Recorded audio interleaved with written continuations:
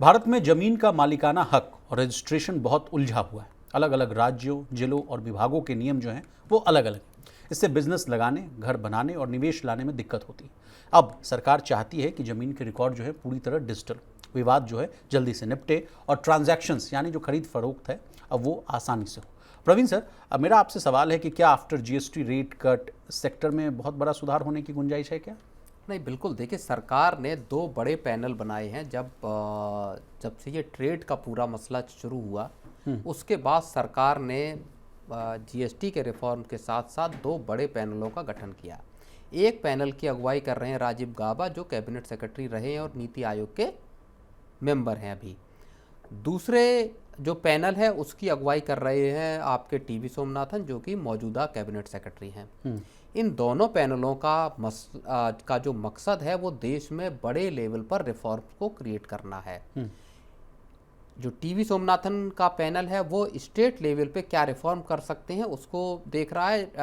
राजीव गाबा की अगुवाई वाला पैनल अलग अलग तरह के फाइनेंशियल सुधार किस तरह के हो सकते हैं उसको वो देख रहे हैं। और इसमें एक सबसे बड़ा रिफॉर्म अब जो सरकार कर सकती है, जिसको लेके बातचीत चल रही, जिसको लेके एक ब्रेनस्टॉर्मिंग चल रही है सरकार के अंदर, वो ये है कि लैंड रिफॉर्म पे सरकार ने जो कदम आगे बढ़ाए हैं उसकी अगली कड़ी में क्या काम किए जा सकते हैं, ताकि कमर्शियल और हाउसिंग दोनों सेगमेंट में एक बड़ा जो है वो बदलाव लाया जा सके। विशाल जी जी, सरकार ने डिजिटाइजेशन की प्रोसेस शुरू की है। अब है क्या कि जो कहा जा रहा है कि 95% जो है डिजिटलाइजेशन भी हो चुका है। बिल्कुल, लैंड जो रिकॉर्ड्स हैं उसमें और लैंड्स की जो ओनरशिप है दोनों में स्टेट और फिर डिस्ट्रिक्ट और फिर जो तालुका कहें या लोकल लेवल के जो स्थानीय स्तर की चीज़ें हैं वहाँ पे अलग अलग जो प्राधिकरण जो हैं वो उनको गवर्न करते हैं।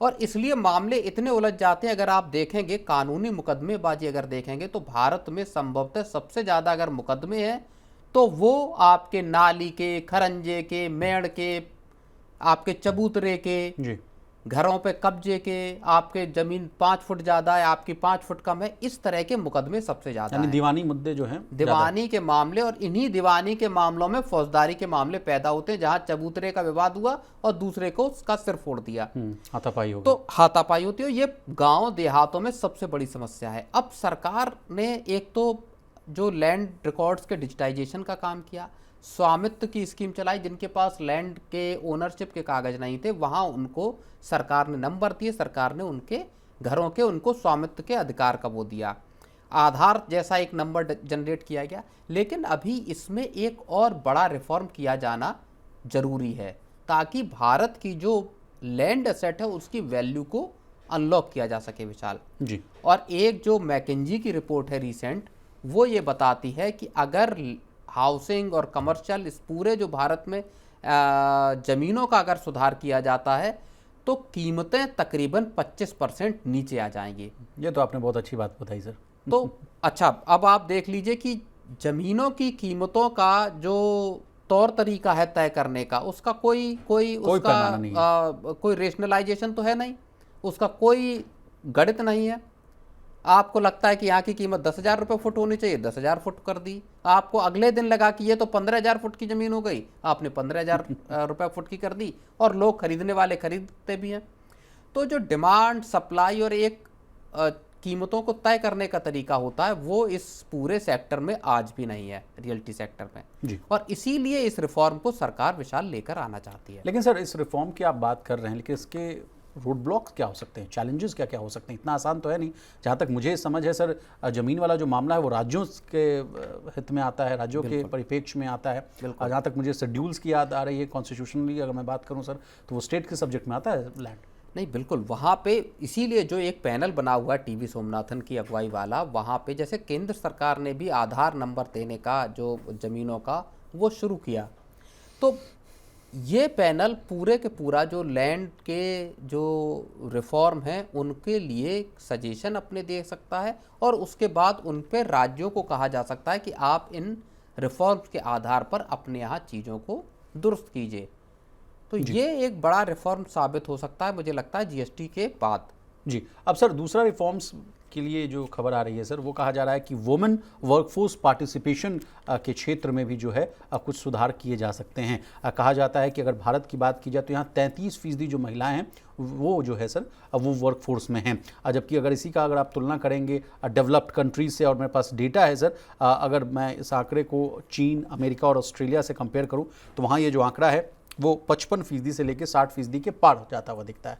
और इसके पहले भी सर, मैं जब सिविल्स की मैं तैयारी कर रहा था सर, उस समय भी IMF की चीफ हुआ करती थी क्रिस्टियन लगार्ड, वो कहती थी कि अगर वुमेन वर्क फोर्स अगर जुड़ जाता है, अगर 50% वर्क फोर्स अगर जुड़ जाती है देश की महिलाएं, तो उससे इंडियन GDP में 50% की बढ़ोतरी हो सकती है सर। तो पूरे मामले को हम आपसे समझना चाहते हैं कि क्या इसमें जो रिफॉर्म्स था वो ड्यू था?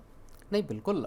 देखिए, भारत में महिलाएं लंबे वक्त तक वर्कफोर्स से बाहर रहीं, पढ़ाई भी की तो वर्कफोर्स में लाने में कई तरीके की दिक्कत थी, सेफ्टी सिक्योरिटी के इश्यू थे। फिर एक जो ट्रेडिशनल सोसाइटी है उसकी अप्रोच है कि नहीं, महिलाएं काम करने न जाएं, घर देखें, परिवार देखें, खाना पीना देखें, उसमें महिलाएं उलझी रहीं एक लंबे वक्त तक। लेकिन पिछले अगर आप कुछ दशकों की बात देखेंगे, कम से कम 2-3 दशक को अगर आप देखेंगे, तो ये पार्टिसिपेशन लगातार बढ़ा है, न सिर्फ शहरी सेंटर्स में बल्कि ग्रामीण सेंटर्स में भी। चाहे आशा हो, चाहे शिक्षा मित्र हों, चाहे टीचर्स हों, या इस तरह की दूसरी आंगनवाड़ी के कार्यकर्ता वगैरह हों, इस तरह की गतिविधियों में महिलाओं का पार्टिसिपेशन तेज़ी से बढ़ा है।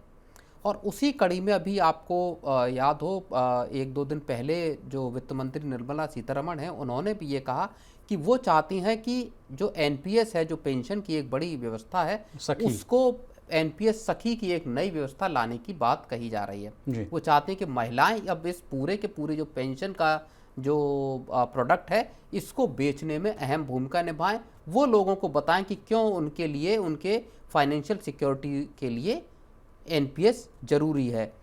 तो और देश की वित्त मंत्री भी आप समझिए कि महिला, तो भारत में महिलाओं के एम्पावरमेंट को लेके काम काफ़ी हुआ है और ये सरकार भी इसी दिशा में काम करे। लेकिन रिफॉर्म्स की यहाँ भी दरअसल ज़रूरत है, और उनको फाइनेंशियल जो फ्रीडम है महिलाओं के लिए, वहाँ पे उनका अभी पार्टिसिपेशन या फाइनेंशियल जो आपका कहें लिटरेसी है, या फाइनेंशियल आपके जो प्रोडक्ट्स की जानकारी, उसके लिए उनकी पार्टिसिपेशन ज़्यादा ज़रूरी है। लेकिन सर कुछ आंकड़े मुझे याद आ रहे हैं, जिस तरह से प्रधानमंत्री आवास योजना में कहा गया कि महिलाओं के नाम पर ही हम आपको घर देंगे। उसके अलावा भी जनधन अकाउंट की भी अगर आप बात कर रहे थे सर, और जिसको हम लोग चर्चा भी कर रहे थे मनी सेंटर, उसमें भी कहा गया कि वो आंकड़े आए हैं 70% से अधिक जो अकाउंट होल्डर्स हैं वो महिलाएं हैं, जिनके अकाउंट में पैसा है वो रिटेन्ड है। तो इस तरह के भी बहुत सारे कदम उठाए गए हैं सर महिलाओं के उत्थान के लिए। नहीं, बिल्कुल कदम बहुत उठाए गए हैं, और स्वावलंबी बनाने का या उनको SHGs हो, सेल्फ हेल्प ग्रुप, हाँ, उनको जानकारी देने के लिए काफ़ी सरकार के कदम है। लेकिन अभी भी आप समझिए कि अगले 10-12 साल बहुत महत्वपूर्ण है इस दिशा में आगे बढ़ने के लिए।